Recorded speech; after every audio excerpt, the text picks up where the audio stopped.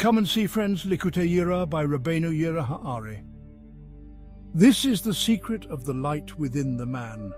It was explained that the light of the mother was the light that the foolish king used to bring forth these 7 days under the mother.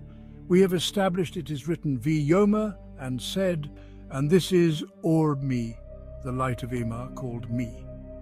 The foolish king was ignorant of these things and therefore did not conceive the place of his mother. Now the man was created from the dust, which was the destroyed worlds as mentioned before, and these worlds were the dust of that light, and so a pattern was formed after the pattern of the supernal, this being the Eth, namely Aleph to Tav, and so he was called Eth ha-Adam. Now the man, when formed, was dead, being that which formed him was dead, and he was formed from death, which is the dust, and so he, like the one who created him, was dead. A certain mist gathered over him, which is Rahab the harlot, who is called Lilith. And this is the mindlessness, for it wished to mate with this corpse in the manner that worms mate and whore over a corpse, mindlessly breeding and eating as the foolish king had whored with the mindlessness. And having seen his condition being that it was dead, he took of his own light and breathed into his nostrils the neshama, which was the light of his mother. For the mother had entered into the man, for this reason she is called Shekinah, meaning divine dwelling, for she was the divine dwelling within the existence of everything created. This was the light of each saying, as it is written, V'yomer, for that is to say the light of the mother, or me, the neshama, and so she was grieved, being imprisoned in each place she was conceived to dwell. For the Son was conceived from the light that was within her, and this light was the light of the Father, as it is written, wisdom in understanding.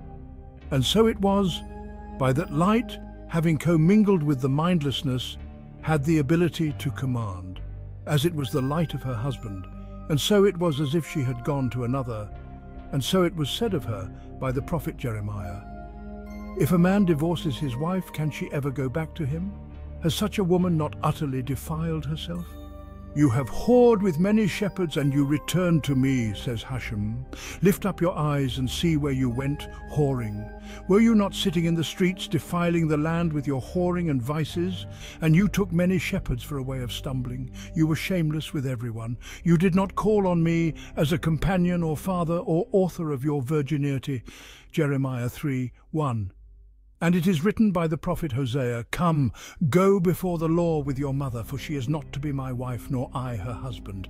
I shall remove her whoring from my presence and her adultery from between her breasts. I shall make her naked as on the day she was born, and desolate waterless land. Hosea chapter 2. For she is the neshama, which has been intermingled with the darkness, and this intermingling was called a prison, as it was garbed in perishable things that were conceived in ignorance and destined to pass away. Now the neshama was the light of the mother, and this light had not been placed in any other thing but the foolish king alone. However, he breathed into this man who was dead the neshama, which was the light of the mother and the power of the mother, and so it left the foolish king and entered into the man, and the man became a living soul.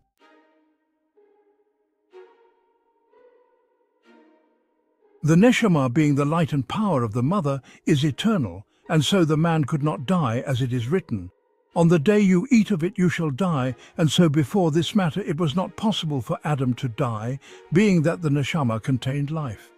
And so it is written, a foolish son is the grief of his mother, for the light that had entered. The man was the light of Ima, and it experienced great grief.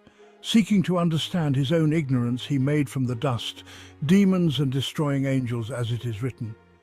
Elohim formed from the ground every beast of the field and every bird of the air, and he brought them to the man, and this coupling and defilement has been explained. And this was the tree of the knowledge of good and evil, and the whoring of the mother, as is written. You were a whore for the sons of Egypt, men of flesh, for they were the creations and children of Pharaoh, who is called Elohim, and of the left alone being called flesh, as they were conceived of her. For the matter of the woman has been explained, and now the quality of the neshama which was within the man conceived itself as the light, And this quality was the ruach and nefesh within it, and the separation of the qualities were the exchanging of these things, and they were gathered that the ruach would be the male and the nefesh would be the female. For the soul, nefesh, was dead before it was called living, as is written, a living soul. And so she, being a dead soul, brought death. Now the man's eyes were opened, which was likened to death, for the neshama that was the light within him, and the quality of life that was within him extinguished, as it is written, Tree of the knowledge of good and evil. For good is the light, as it is written, He saw the light that it was good, and evil, which is the neshama, as it is written, He creates bara evil, that is to say, bariah, which is the neshama.